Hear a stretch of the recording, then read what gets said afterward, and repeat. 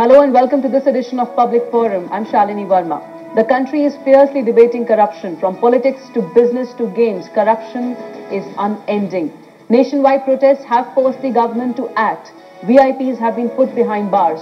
But are these knee-jerk reactions enough to control the rage against the menace called corruption?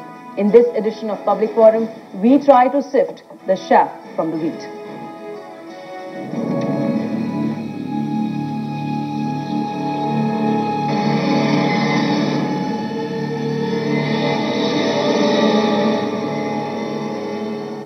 Right, and joining me in the studio is Professor Jagdeep Chokar, founder member of Association for Democratic Reforms. We're also joined by Ms. Shailaja Chandra. She has been the former secretary to the Government of India and also the chief secretary to the Delhi government. And we're also joined by Professor C. Rajkumar. He's the vice chancellor with the O.P. Jindal Global University. Welcome to the program, all three of you.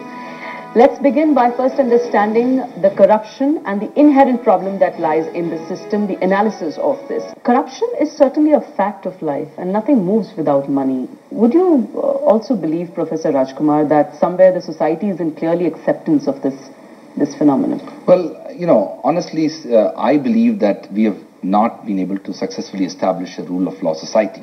If you look at how corruption has been dealt with by other societies around the world, there are indeed very few examples in societies which have transformed from being a highly corrupt society to reducing levels of corruption in it. There are few examples, and I could think of one example, which is Hong Kong, which is a society which is of course not comparable to India because Hong Kong is a very small city and India is a big country. But if you look at Hong Kong in the 1970s, it had actually high levels of corruption, similar to the corruption almost at all levels of government, be it education, health, police. Almost every aspect of governance was highly corrupt in Hong Kong. And there was a lot of civil society movement, similar, very interestingly, to the Anna Hazare movement, which India is seeing right now, which culminated in the establishment of an independent commission against corruption, which galvanized not just the legal and institutional framework to fight corruption, but also to mobilize civil society and to use community education as a critical component of recognizing that corruption is not acceptable in societies. So you had a situation whereby people used to pay money in hospitals to get their as patients to be recognized. People used to pay money in police stations, and a very similar thing which definitely happens in India. And one of the important aspects of that fight against corruption in Hong Kong was to mobilize public opinion and to make them understand that this is just not done. But tell us here about the dynamics of corruption in our country, whether it percolates from top to bottom. Is it horizontal, linear? I think it is clearly multi-layered. All exercise of power needs to be accountable. In fact, I'm much more optimistic about the possibility of fighting corruption in India because we have seen some specific examples in the past of how certain sectors with certain specific interventions have been not just reduced but eliminated corruption. You mentioned railways. For example, when I grew up in India, where to purchase railway tickets, we had to pay bribe. And today, with computerization and the use of technology, that is one sector where corruption is not just reduced, but eliminated. If you look at telecom, for example, while we can talk about the telecom scam, the fact of the matter is, obtaining telephone as a service today, due to privatization, there is an element of, infusing a wider possibility for citizens to seek those services, and corruption has Professor Chokar, what is your view on this? Why do you think that now when the debate over corruption is almost at its peak, that the politicians, the bureaucrats have actually fallen into this blame game? They are now blaming each other, trying to find out who's responsible. I think what is happening is that the kind of civil society struggles, and in many ways the victims of corruption who end up common men and women of India, when these things reach a zenith, there is a natural sort of resistance to a change. And what we are seeing is something extraordinary, which is that the civil society is in many ways kind of forced the government to re-examine the sort of legal and institutional framework to fight against corruption. And I think what is taking place in public domain is quite expected for a movement like this to take off. Now, what I would be really concerned is that at least two things. One, we also shouldn't expect dramatic solutions from law or institutions in India. We've had laws, and unfortunately laws cannot, as much as I am a lawyer and a law professor, I would not hope and believe that laws only will make that change. We need to have a greater degree of citizens' participation in the process of enforcing transparency and accountability in the governance. The beauty of this entire process is that citizens are actively involved in the law-making process. Secondly, even in the composition of the commission that is going to emerge out of this process, I hope that the citizens' participation is profoundly felt even within the institutional framework. And this is something which we should not take it light, because in the past, almost every major institution created have been largely manned by, bureaucrats, judges and others, and not sufficient civil society, even in the commissions that you're all familiar with, the Election Commission or the National Human Rights Commission. Central Information Commission is the only exception to that. Right. The same point of having a political will and to ensure that some kind of change can be brought only on the basis of that political will. We are joined by a caller right now from Mumbai, Maharashtra, Mr. C.M. Jaitley. Please put your question, Mr. Jaitley. नमस्कार। देखिए, जो corruption के लिए ना जितने दूसरे में लेने वाले लायबल हैं, रिस्पॉन्सिबल हैं, जिम्मेदार हैं, उतने देने वाले भी हैं। जब इंसान है किसी और दूसरे अधिकार को छीन कर अपना अधिकार जमाना चाहता है तो वो कुछ रिश्वत देता है। मैं एग्जाम्पल देना चाहता हूँ कि जो पब्लिक नोटरी अपॉइंटमेंट होता है उसका मेन बेसिस ये है कि जो वकील बुढ़े हो गया, काम नहीं कर सकते, उनको नोटरी अपॉइंट करे, कुछ न कुछ काम करके फरोज पैसा कमा सके। लेकिन आज की तारीख में ये होगा कि जो जरूरतमंद लोग हैं एप्लीकेशन उनका एप्लीकेशन टिक रहता है और किसी न किसी पैसे की उनका अपॉइंटमेंट हो चाहिए। रिश्वत न देवा तो क्या हुआ, इनका कुछ हो सकता है। Well, certainly a person, well, you are a culprit if you are a party to that crime, and you are also a culprit if it happens with you and you look the other way. But why is the law silent on this? The Criminal Procedure Code, Professor Rajkumar, of 1974 and its 1898 predecessor provides that government servants cannot be prosecuted without sanction from the government. What kind of a law is this? Well, this is a very problematic provision, and in fact this is one of the single most reasons which have contributed for the delay in the prosecution of government officials. In fact, there have been judgments by the Supreme Court of India which is in fact questioned the very rationale of this sanctioning provision for prosecution of government officials.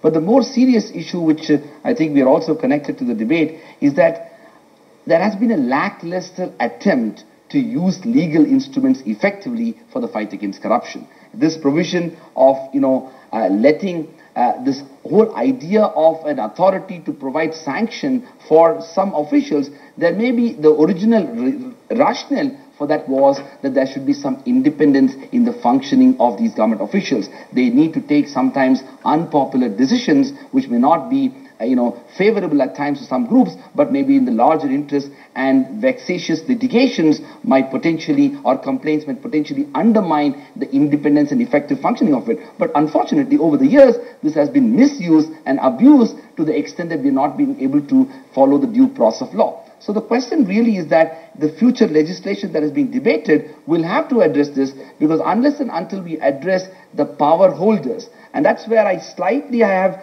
a kind of a difference of opinion within some of our panelists, which is that we cannot sort of only mention the fact that the larger cause of corruption in India is the political system. We need to recognize that even today the middle class of India are to some extent to be blamed for their inability to adhere to the rule of law. Now, if you look at a city like Delhi or even large parts of urban India, over 90% of property transactions are black money based.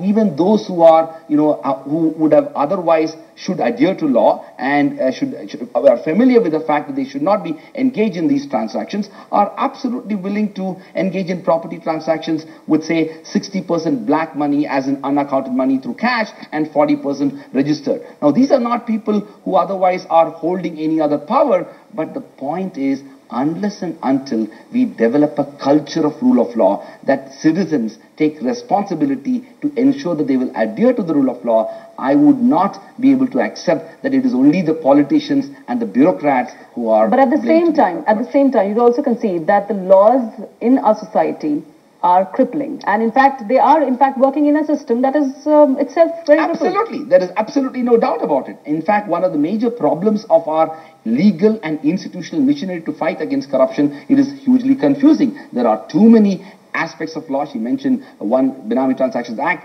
which is supposed to be, hopefully would become an act at some point of time. We have the Prevention of Corruption Act. We have a number of separate legislations governing different aspects of it. We have the state and the central system working independently. We have multiple institutions, the Central Vigilance Commission, the Central Bureau of Investigation, and the Enforcement Directorate, and individual states have their own systems of fighting corruption. Obviously, there is a total chaos and confusion, and that is why this is again not new in our society. We know about it, right? And Professor Rajkumar, my first question would be in this segment would be from you that do you also think that the basic problem lies in the way we handle corruption? We are both victims and culprits at the same time, and perhaps that's where is the problem. Absolutely. I think we need to raise the sort of culpability aspect of corruption very significantly. People should start to believe that if they are going to be engaged in acts of corruption, there is a very high chance that they're going to be, the law is going to be coming after them. And also there should be a very strong sort of framework on the basis of which the judicial process to ultimately leading to a trial for corruption has to be strengthened. Because one of the reasons why there is a low level of adherence to law in the context of corruption is the fact that people are very confident about the fact that they can just escape by acts of corruption. So I think that is one aspect. Second aspect is that instilling that faith among citizenry. I think this is something which we cannot escape. One of the lessons learned from the development of the Right to Information Act and indeed improving transparency within governance system in India has been the fact that we have to believe in the ability of people to enforce accountability. And what we are seeing in this whole Anna Hazare movement in many ways is the galvanization of social consciousness on corruption. That doesn't mean that all those people who are wanting to seek this accountability are themselves not corrupt. I'm reasonably confident that they've themselves engaged in acts of corruption in the past, at least the citizenry who have come together. But the fact of the matter is there is a deep felt recognition that corruption is indeed undermining the very basic quality of life. And thirdly, which I want to just raise it because of the fact that corruption unfortunately disproportionately affects the poor. That's an aspect of corruption which affects and undermines and violates human rights as well as equality. Because if you afford to pay a bribe, that is, you are in many ways violating the law and getting your work done. But there are a lot of poor people in this country who are not able to afford basic services, be it in education or in health or entitled benefits from the government. And that's an area which we need to handle carefully, because my fear is this Lokpal bill is in many ways aspiring to achieve a lot more than what it should be doing. It should be focusing on a more specific sets of aspects of fighting corruption than everything under the sun. Okay, but can Lokpal really do wonders? We know about the Lokpal's major, one of the important points here, Professor Chokar, that I really wanted to have your opinion on, is that Lokpal is trying to bring everyone under one umbrella, including the judiciary. And it seems to be a very far-fetched dream in a country like ours with more than 14,000 courts and over 1 crore pending court cases. How practically possible do you think it's going to be? See, whether Lokpal, number one, comes into being, number two, gets everything covered as is being intended, has to be seen. I hope it does.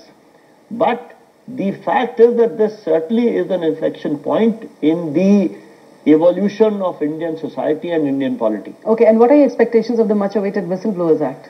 Whistleblowers Act, all these acts, even the RTI that we were talking about, RTI is a wonderful act, but every 3 months an attempt is made to water it down under the garb of trying to make it easier, trying to strengthen it. Whistleblowers Act, which has been drafted by the government, is again the same. The Judicial Standards and Accountability is again the same. Whatever bill is drafted by the government is done in a motivated way. The Whistleblowers Act, so long as it is passed, if it is passed the way it is currently drafted, will do nothing. But if a proper Whistleblowers Act is made, it can and implemented. The Benami Act has been around forever. We have to certainly improve the implementation. We don't implement them. Right. Professor Rajkumar. the one aspect of Lokpal bill which I think deserves more serious examination is the inclusion of judiciary within its framework. I am of the view that we should not have the judiciary into the Lokpal framework. That would not only raise constitutional issues, but also it may not be the best way to seek accountability within judiciary. I am obviously mindful of the fact that there are a number of instances of judicial corruption which need to be dealt with, not just because of the fact that judiciary is such an important institution in the larger framework of democracy, but also judiciary also should be brought within the accountability framework. But it should be an independent and separate framework of accountability. It is believed that a lot of reform is required and a reform has to be brought about in the political class. Thanks very much, gentlemen. Thanks very much, ma'am, for joining us here. Well, the Karnataka Lokayukta and also the member of the Jan Lokpal Bill Joint Drafting Committee, Mr. Santosh Hegre, once said that maladministration is worse than corruption, because while the effects of corruption are felt after a period of time, the effects of maladministration cause immediate misery to the people. Clearly, it is time to introspect and thereafter reflect. That's all we have for you in this edition of Public Forum. Thanks very much for watching us. Good night.